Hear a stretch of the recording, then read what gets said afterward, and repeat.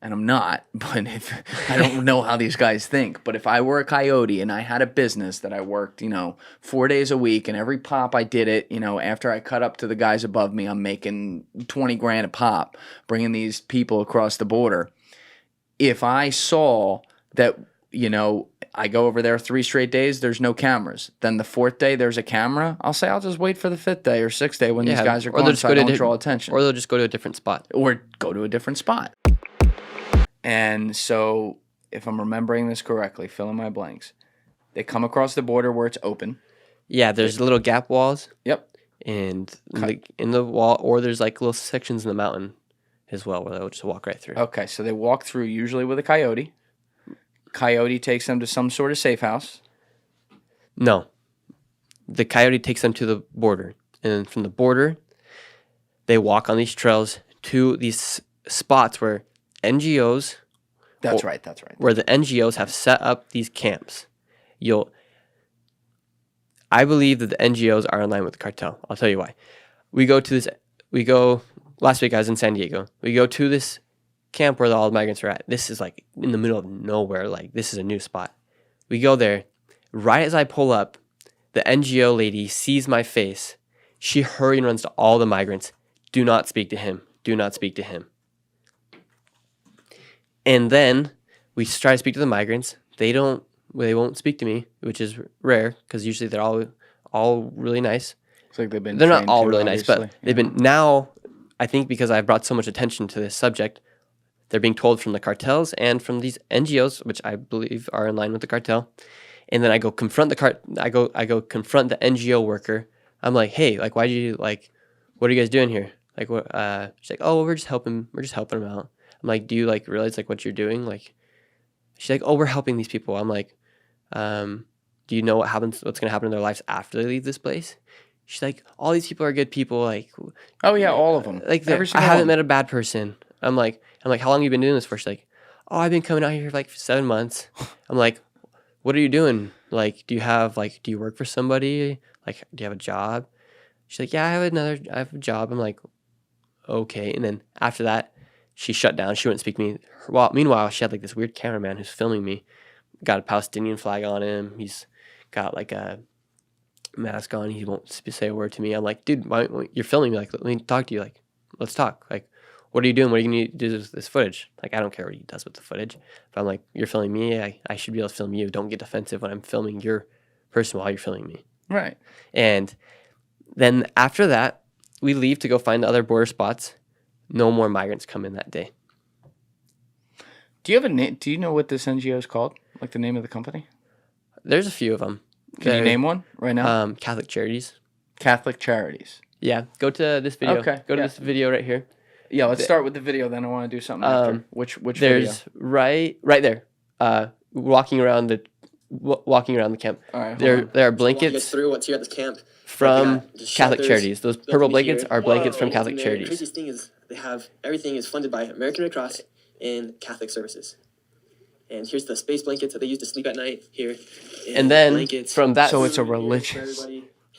So the Catholic Community Services, especially in that area in Arizona, they're the ones giving out these free flights to people. And they'll take Catholic Charities are. Yeah. So you think, and this is interesting. And so they'll take them like the border somehow, like they're in line with like the border patrol because they have these huge encampments, like huge, where they're taking in all these migrants and they're giving them these free tickets.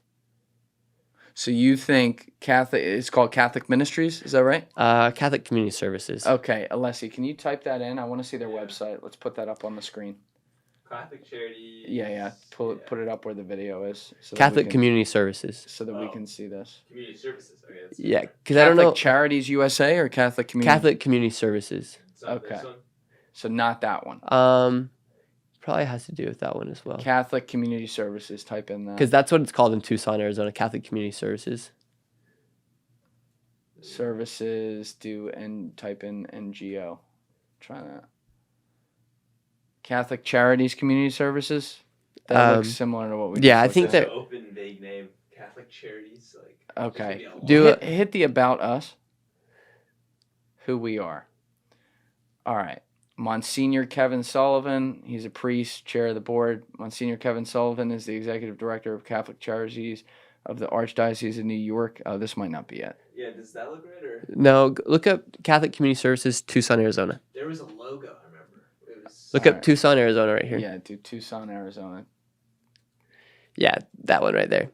So That one? Yeah, that's the building in. Okay, Yep, that now one. let's go to about, up there, up top. Yep, perfect. So this organization, they have like a place called like they have it's called like Casas Alitas, Okay. and there once you get into Arizona in that section of the border, they will then take you to there or to another building, and then from there they'll give them like free rent and like stay for like a week while they like figure out where they're gonna go, the migrants, and they'll give them the free plane tickets, and they'll give them like all the paperwork. All right, go to the initial about, Alessi, and then I'm going to have you come back to this, where you are right now. Okay, so it says, about Catholic Community Services of Southern Arizona. Clients, staff, volunteers, donors, we're from many backgrounds and many walks of life, but we are all a part of the Catholic Community Services of Southern Arizona family.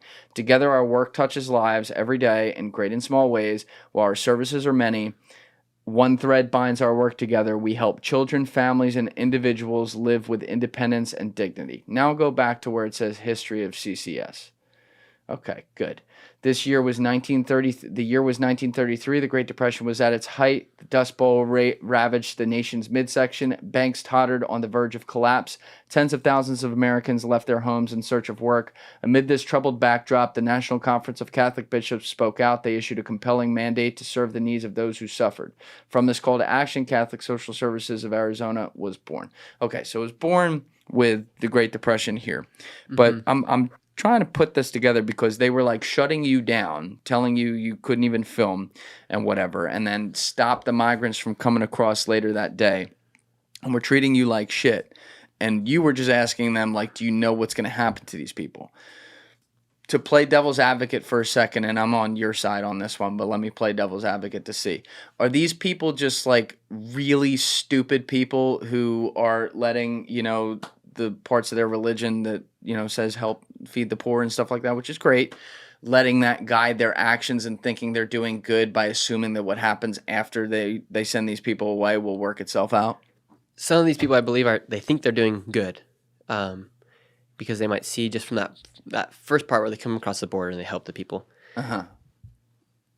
But I believe that people higher up are working with the cartel. Literally, and that's what I was just going to ask. So you think they're literally working with the cartels? Yes, because I was there. She saw me. I go look for more places. No more migrants come over that day. No more. And then, like, when news stations go out there, a lot of times, a lady that lives on the border told me that. She's like, no migrants came over for 2 days when the CNN was here.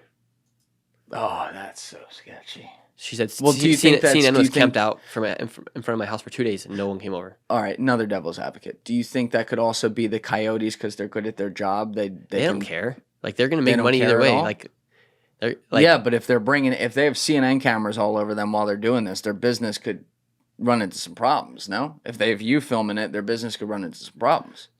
no, because the United States isn't doing anything to stop them. So, like, they have no incentive. They have, like, Right, nothing but to- but hold on. Let's assume for a minute that they're thinking to themselves that can change, because we are talking at a time right now where it's gotten so bad that Biden did actually just what the fuck did he do again, Alessi? He called like an executive order, but it's really not going to do much because it only stops migrants from coming in once they hit 2,500 migrants per day.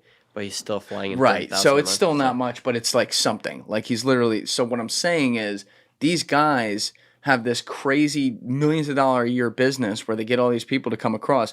If they know, like, if I'm a guy running this business and I know there's people with serious attention with cameras right there across the border, and I got my eyes on that and I got a scope, I don't want them seeing this because I don't want it to add up to where, yeah, I'm just bringing them across all the time and suddenly it starts to get out into the public and legislation happens. That's why they were so mad when I got there. Right. And But I'm saying, like, it could be coming from that side as opposed to these idiots at the, whatever, that Catholic charity.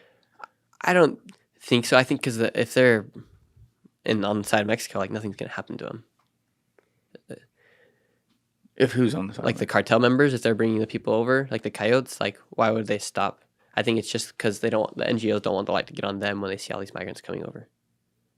Yeah, it could be. You might be right. I'm just playing devil's advocate because, like, I'm saying if I were, and I'm not, but if I don't know how these guys think, but if I were a coyote and I had a business that I worked, 4 days a week, and every pop I did it, after I cut up to the guys above me, I'm making 20 grand a pop, bringing these people across the border.